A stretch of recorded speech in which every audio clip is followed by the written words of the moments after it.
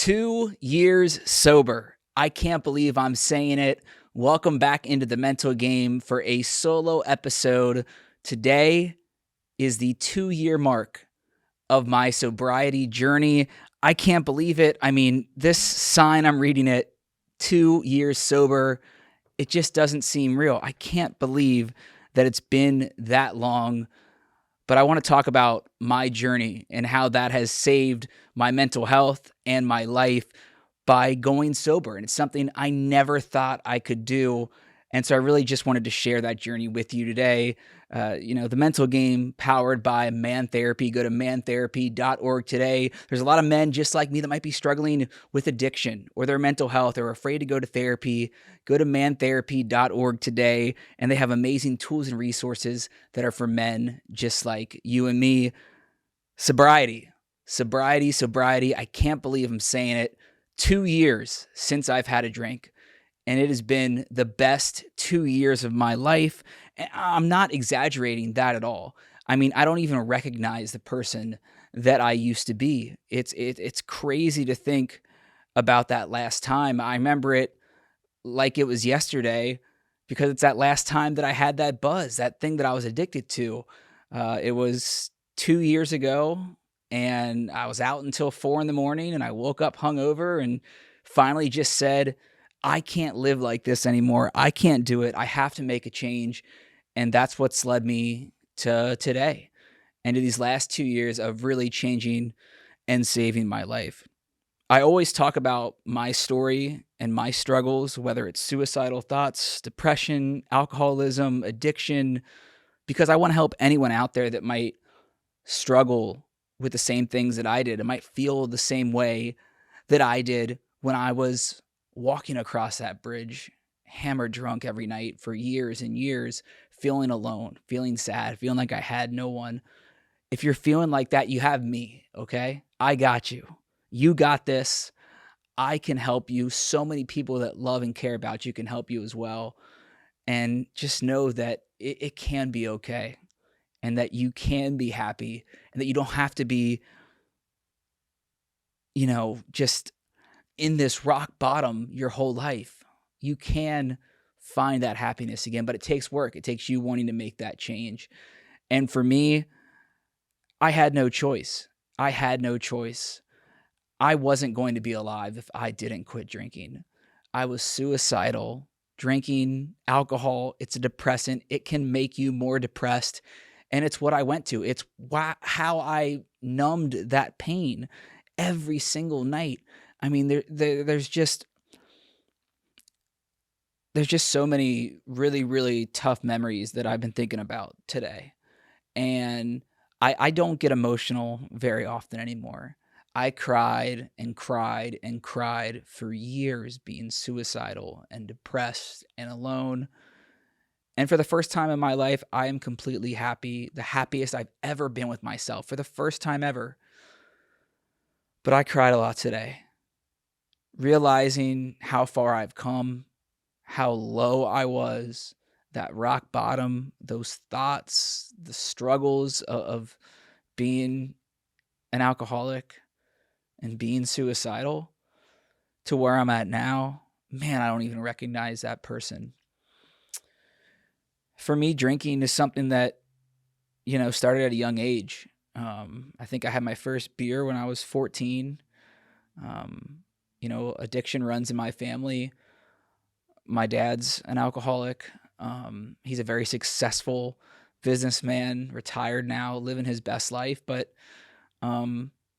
I'll never forget that first really vision of alcohol, watching, my dad on the couch when my parents were still together. It was late. I was supposed to be in bed. And I went down there. I just saw him sitting by himself, having a six-pack late at night, watching sports on TV. And he was really, really upset. And I could tell that at 8, 9 years old. And so it's no blame to my dad. But I think that is maybe a coping mechanism that I saw at a young age and thought, wow, this is maybe what I turn to. And subconsciously, I didn't think about it when I was doing it when I was young. But I saw that And that image still sticks with me today. And my dad and I have really open conversations about alcoholism and mental health like we never have before. But, that's something that can be passed down. It can be something that runs in the family. It can be a learned behavior. And if you don't have those resources around you, I sure didn't. A lot of people don't. Then you don't know that you're doing wrong until sometimes it's too late. And so I, from a young age, turned to alcohol to numb that pain. I mean, I remember being 17 years old in high school, having nights where I would, get drunk and try to wash away that pain. Same thing through college. I mean, everyone's drinking in college, or almost everyone. It's a party scene. It's what you dream of as a kid. If you're outgoing and loud and, you're the center of attention, spotlight like I was. But man, even those days when I was younger, I remember it being that depressant, that kind of that medicine that I just needed when I felt like shit or I didn't feel like myself. It's it's something that I just could never kick until 2 years ago today. Through my young adult life, working as a sports reporter, having that dream job, I still turn to this addiction every single night because I felt alone. And that's the thing. I don't know about everyone, but I'll give you my experience. I had always dreamed of finding that picture perfect wife, maybe even marrying my high school sweetheart and having a family and just having that relationship and that true love my whole life. That's what I wanted. I never had it. And so I think my struggles with relationships, with self-love, with valuing myself, I think that's what made me feel so alone. And when I was alone, I turned to the alcohol. I used that again to numb that pain, but it made it worse. I mean, I call it autopilot. It sounds kind of strange, but that's how I lived for a lot of my adult life. I would work, in the afternoon, at night, get off TV, go straight to the bar, have 6, 10 beers, maybe just as many shots, be out until the bar is closing, maybe go to the casino afterwards, or be out late until 4 or 5, go home, sleep, and do the same thing over and over again for years and years because I didn't know what else to do. I thought that turning to the party, turning to alcohol, the way it feels, I was addicted to alcohol, but I'll tell you what I really was addicted to. I was addicted to that buzz. That buzzed feeling is something that I still think about to this day. I mean, I was addicted to that and I loved it. And for those of you that have struggled with addiction as well, whether it's alcohol or drugs or anything, like that, that once you can't get that fix anymore, it's really hard to feel that same type of high or maybe even that same type of low. And so for me, I was in this autopilot where I used alcohol to numb the pain and then just rinse, repeat every single day. And so I think there's a lot of people that struggle with that, just like I do. I mean, I've heard it. I'm able to talk with so many people, whether it's guests on this podcast or, in person at colleges, at workplaces, at events. Hearing your stories really, really do help me stay sober through those tough moments in my life. And it's just so crazy to look back that I struggled for so long. But I want to share my rock bottom and what it was like and how much I really, really didn't think I would ever be able to be sober. For 3 months, every single night, I was suicidal. Every second of every day, I went to work, I put on a fake smile on TV, and then tried to drink myself to death every night. I would walk across the bridge in downtown Cincinnati and just stand in the middle and bawl my eyes out for hours at 3, 4 in the morning. And I get emotional thinking about those nights because I never thought that that feeling would end. And I would, and I'd get out of those moments. I just remember sitting there thinking, like, every night, why can't I be happy? Why? Why do I feel alone? Why do I not want to be here? And I never got answers. And those long nights thinking about jumping or laying down in traffic or just drinking until I didn't wake up. It's scary, man. It's really scary. And when I realized how bad it was a morning where I woke up from one of those nights and I was sober, bawling my eyes out, and I wrote a goodbye letter on my phone. I wrote a goodbye letter on my phone where I told my ex that I'm sorry, that I've been in pain for 15 years. I'm sorry that her and my mom had to read this together. And I just couldn't do it anymore. I felt so alone. And that is the moment that I look back on where I realized I couldn't do it anymore and I needed help. And if I didn't ask for help, if I didn't start therapy, if I didn't check myself into a mental health hospital and get treatment for 2 weeks, and for the first time ever, take care and learn about my mental health and figure out how to help me, I wouldn't be here.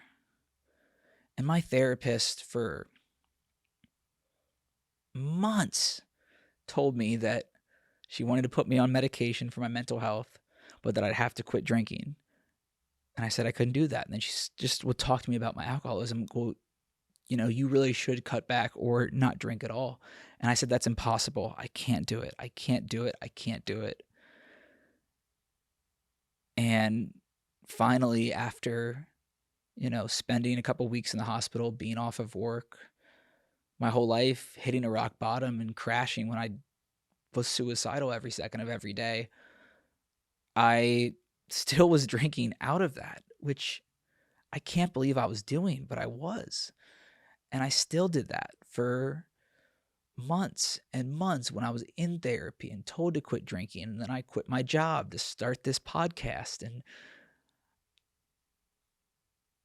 I failed so much trying to quit.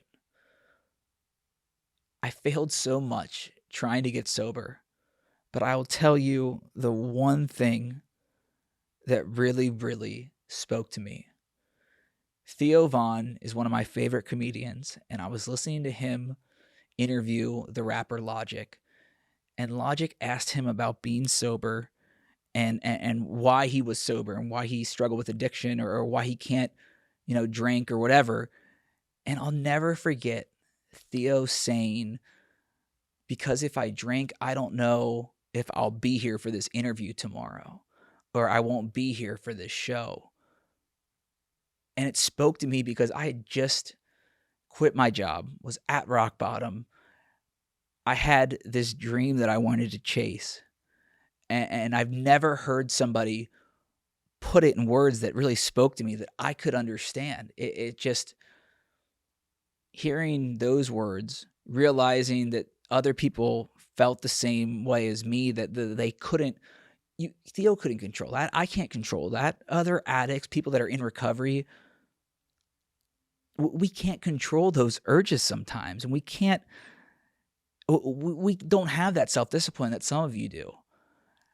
And so to have that realization and realize, like, this is it, this is my moment, that really flipped the switch for me. And so after, I would say, 4 or 5 attempts where I would quit, Get to day 3, drink again. Get to a week, drink again. Get to 2 weeks, drink again. I finally, February 4th, 2023, decided I'm going to do it. I'm going to get sober and I'm going to quit drinking. And it's the best decision I ever made. It was really, really hard. I struggled. I had this notebook that like I would tally mark. And I remember I put it on Instagram the first time, I think when I got to 17 days, and told people that I was quitting drinking. And man, it was a struggle. I still went out to the bars. I still hung out with the same friends. And I thought it was going to be this peer pressure thing where people weren't going to understand. They were going to try to get me to drink. And I'll never forget that feeling when I realized that if people truly love and care about you, they'll help you. They'll treat you the same. The same bars where I would walk in downtown that used to hand me a Coors Light without even asking me. They handed me a blue Powerade or a shot of water when my friends got shots. And when you have people that love and care about you around you, no matter what it is that you want to try to accomplish to help yourself, they will help you if you truly feel that love from them and they truly love you. And so I remember getting to a month and then 2 months and then 100 days. And that's when it all clicked to me that this works. It works. Getting sober, being in recovery, quitting drinking, it can change and save your life. It did it for me. And if I can do this, I can do anything. I can do anything. When you see the results, it completely changes your mindset about it. It's like going to the gym and working out. I remember when I lost 30 pounds a few years ago because I started to go to the gym for the first time ever every single day. And I felt better than I ever had physically. The same thing can be true when it's your mental health, your physical health, addiction, whatever it is. When you put in that work and you see the results, it changes. It changes how you think and you realize, oh shit, it really works and it's worth it. And that's why I will never drink again. I used to be so cautious of saying that. I was worried like, I don't know, but 2 years into it, there is not a chance in hell I ever go back because I know myself that I can't have just one. I was the person that sat at night on the couch by myself and would have 10 beers until I passed out on a Monday or Tuesday night. Going out 5 nights a week. I don't have a savings account because I blew all my money for 10 years as an alcoholic. But when you realize that sobriety works and that recovery works, you don't want to stop that journey. I mean, I'm not exaggerating. For the first time in my life, I am truly happy and I wouldn't be this way. I wouldn't be this me if I didn't quit drinking, if I wasn't sober. And so for me, people ask as I hit 2 years, I saw on Instagram some of the comments, congratulations, I'm at this point too. And people asking for, advice when it comes to recovery. Everyone's journey is different, but we can help each other through, advice, stories, just that relatability that helps us so much with our mental health. And for me, I just woke up one day and said, fuck it, I can't do this anymore. But I wouldn't be here without leaning on my family and friends, finding people that were sober as well and realizing that I wasn't alone. There are so many more people that are sober that you just don't know about. Once you start your sobriety journey, you'll realize that you are not alone. I mean, whether it's in your family, your friends, at work, at college, I mean, the athletes, pro athletes, celebrities, actresses, musicians, there are so many people that got to that same rock bottom as me, and maybe that same rock bottom that you're at right now, and realize that they can't keep living like this. They have to get sober, or else they won't be able to chase that dream, just like Theo said, just like that moment that I realized. And so, again, if it works, you will realize it is the best thing for you. But for me, music, I love listening to music. It has really, really helped probably keep me alive, if I'm being completely honest. I mentioned working out, whether it's shooting hoops or going to Orange Theory. I love just walking around in the sunshine and feeling the heat while I'm listening to some music and just realizing this gratitude that I have for this new life that I'm living and I'm happy. I just try to not take anything for granted because you never know when you might not be here, whether it's battling your own mental health struggles to an accident to losing friends and family members suddenly. I've experienced all of this. And so I think gratitude's something that comes up.